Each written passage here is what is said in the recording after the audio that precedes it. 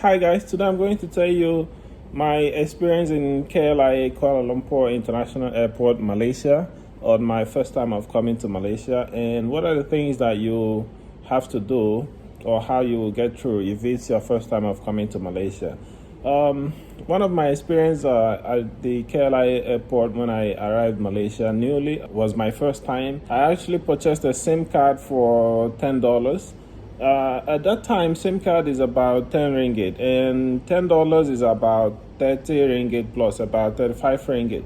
So, but I was scammed by a cleaner actually, and it was one of my cousin who traveled with me. The cleaner actually approached my cousin and asked him to buy a SIM card from him, and we were actually very desperate. We needed to get a SIM card in order to get connection to contact our contact here in Malaysia, the person that will be picking us up. So my cousin asked me to let's buy a SIM card from this person, and we asked him to sell SIM cards to us, and he sold one SIM card for $10, which is actually 10 ringgit, and $10 is about 35 ringgit. So we bought it without knowing. We are just like newcomers. We don't know how things are in Malaysia and how things operate. And we wanted to buy a credit top-up to reload on the SIM card also. He sold a credit top-up of 10 ringgit for us at $10. Again, $10 is about 35 ringgit, but he gave us 10 ringgit of worth of credit top-up. So we never knew what is what. We never knew how much it sold and how to get it and where to get it. So we purchased that, we got it from him, but I actually got angry when he saw the credit of 10 ringgit for us at $10, because I know how to convert ringgit to dollars. So I did the conversion immediately. I found out that is way less than what he has sold to us. Then I confronted him. I asked him to give me my balance, since this is way much lower than what he has sold to us. So I think he later refunded me about 10 ringgit or 20 ringgit, but not completely what I gave him. So totally I spent around $20 purchasing SIM card and credit top-up, which is just about 20 ringgit.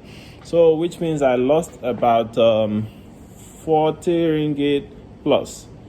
So that was my first experience. That was my bad experience. So what I'm going to advise you is, if you're arriving in Kuala Lumpur International Airport, Malaysia, for the first time, if you're desperate to get a SIM card at the airport, once you arrive at the gates, once you have already finished checking out at the customs, or even before you finish checking out at the customs and immigration, they usually have these network booths. They usually have this network kiosk before you reach the immigration counter, or after you have finished checking out from the immigration and customs.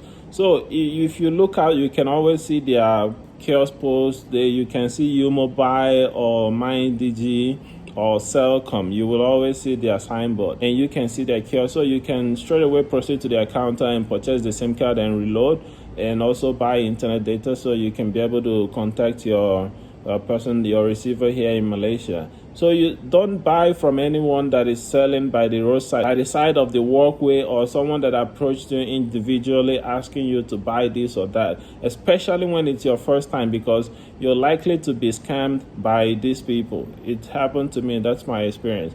So what you need to do is, immediately you have come down from the aircraft, you proceed to the arrival hall. Before you reach the immigration counter, you will see people selling SIM card. You will see the counter, the company's counter. You will see their logo. You will see their signboard. You will see their setup. So you proceed to the counter. They will sell the SIM card to you, and they will help you to register the SIM card, so you can purchase a credit top-up and top it up, and then you can contact your person here in Malaysia to pick you up. So another thing you have to do once you arrive, after you have already purchased the SIM card, if you already have someone to pick you up, if the person is already waiting for you at the immigration counter, you might not need to buy the SIM card in a hurry. But if you still want, you can buy it there before you proceed to the immigration counter. So after purchasing the SIM card and buying top-up and contacting your person here in Malaysia, you will proceed to the immigration counter. Usually, if you're coming here as a student, the person will be waiting for you at the immigration counter. They have a specific counter where they wait for every student that's arriving. So if you proceed to that counter number, the person will be there to assist you. You just give them your flight ticket and your boarding pass and your passport, and immigration will check you out, and then you can cross the border and you can proceed with that person. The person will take you and drop you off to your place of residence here in Malaysia.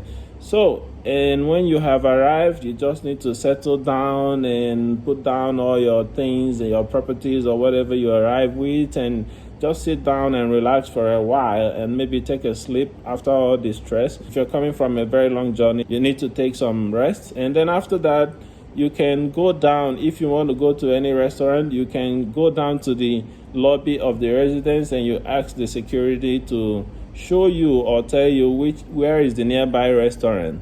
Or you can also download Google Maps or Waze. It will help you to detect. It will show you around where you can find the nearby restaurants and where you can have your meal or also purchase groceries, and then you can proceed to go to the nearby place. So don't go out a lot, especially when it's your first time. And when you arrive, try to make friends. So after your contact here in Malaysia have dropped you at your place of residence, usually they will allow you to rest for that day, and the next day, this is for students, and the next day they will take you to the school campus or the university campus to do registrations and what other things for you.